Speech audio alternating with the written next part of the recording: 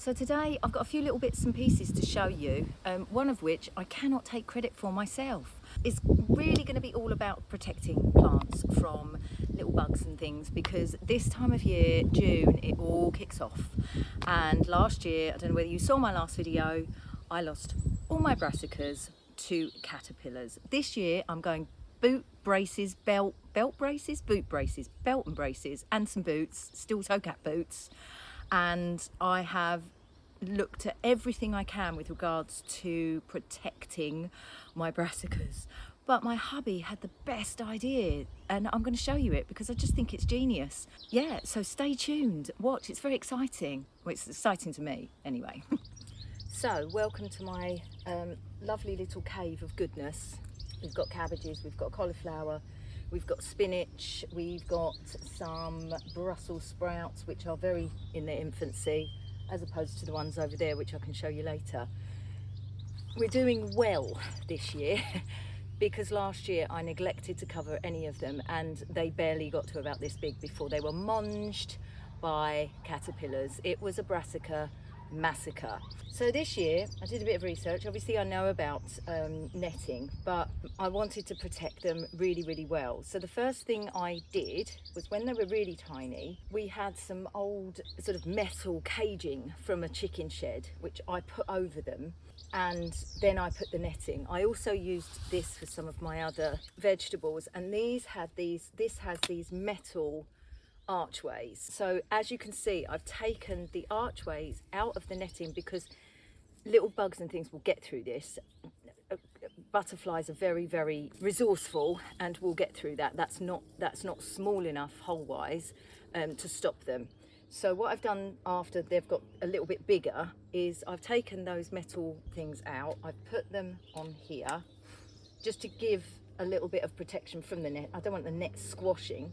And then this net, I don't know whether you saw my last video, I got this from Amazon. It's far cheaper, I hate to say it, than going to a garden centre and buying the ready-made things. They end up costing quite a lot of money. So I got this from Amazon. The only thing I did find is if you catch it at all, it can create little holes. So, you know, doing my research, you know, you've just got to be so careful about snagging this. However, what I found is if you double it, if you fold it over, there's less a chance of there being a hole in one place. So what I then did was I got some copper tape, again from Amazon, very cheap, put it round here because the slugs and the snails don't like it. So they've got to get a long way across this, you know, these pebbles here, because I've covered the floor in pebbles to get up here, which they do climb. They climb very high, you know, they're very resourceful. But when they get to this copper tape, fingers crossed, they won't like it and they'll go away. So far, I've not had many niblets of anything in my garden yet, but we are coming up to June, and June is the time where everything starts flying around and laying eggs and generally being a nuisance. Now, I'm one of these gardeners that I will not use pesticides and I will not use herbicides.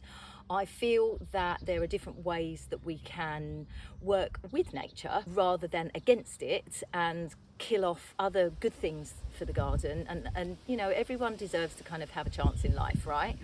So the other thing I've done is, as well as covering with the netting, I've also grown nasturtiums in with the brassicas, but also in pots, and I hang those over. I'll show you how I secure. I'll show you the husband hack in a minute.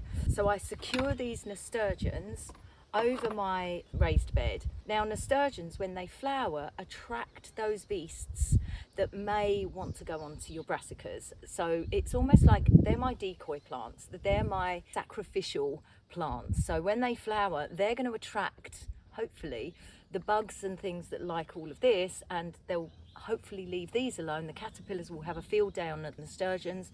They can have those. I'll put them to one side, which is what I did last year when I finally realised what to do.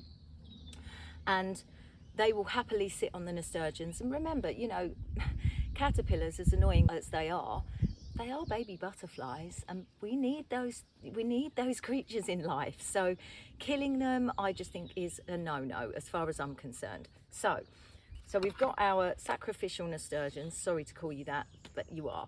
And then what we're going to do is we are just going to place the netting over, and it's a bit like creping a pie. So I don't know if you've got these raised beds, but you know, there's lots of different raised beds that you can buy in plastic containers. But this is the husband hack. You know, I've read up about using bricks, about using those hook things that go in, you know, down into the ground, tucking them in. But the problem with those little hooks is that they can catch the netting and create holes. These, on the other hand, do not. They are absolutely fantastic. And Rob said it the other day, to which I was in awe and thought, oh my God, that's the best idea ever. Use these pegs to just secure the netting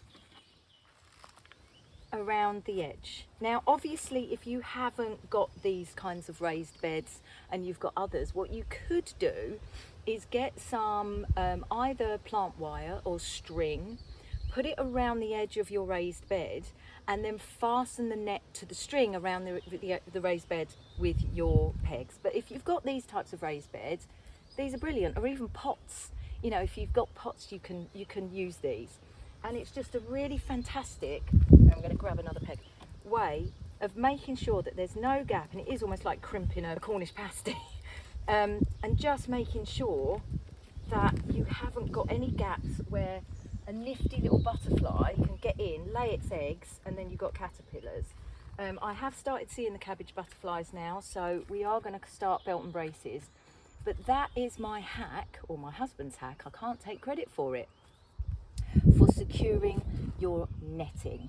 And again, remember about your nasturtiums, because that really works well. They will be attracted to the nasturtiums. So a nice juicy nasturtium sitting out all lovely flowers, that's what they'll go to, as opposed to, you know, having to work really, really hard to get into those brassicas. But just make sure that your netting is double bubbled.